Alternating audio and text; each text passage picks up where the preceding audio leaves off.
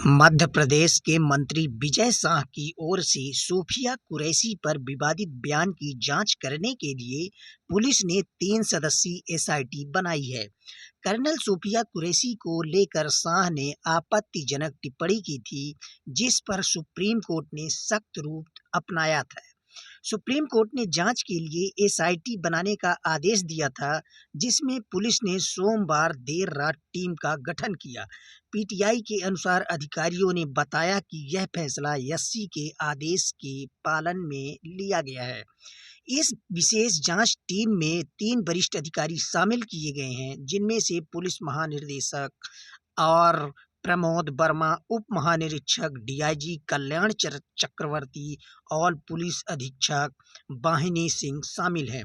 Supreme court ने साफ निर्देश दिया है कि मंगलवार 20 मई सुबह 10 बजे तक एसआईटी गठित कर दिया जाए, जिसमें एक महिला अधिकारी भी शामिल होनी चाहिए।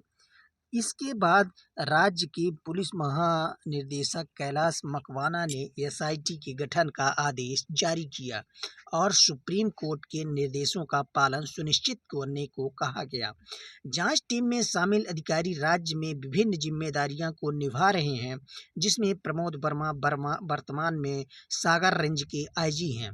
कल्याण चक्रवर्ती एसएएफ भोपाल में डीआईजी के पद पर कार्यरत हैं, जबकि वाहिनी सिंह डिंडोरी की पुलिस अधीक्षक हैं।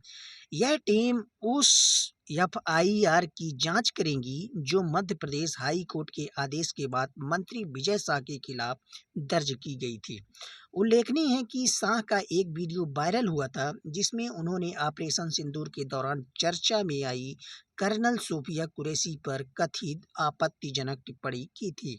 इस पूरे मामले में मंत्री शाह को कई आलोचना का सामना करना पड़ा था। मध्य प्रदेश हाई कोर्ट ने भी अपने आदेश में उनके बयान को अशोभनीय और निचले स्तर की भाषा बताया है।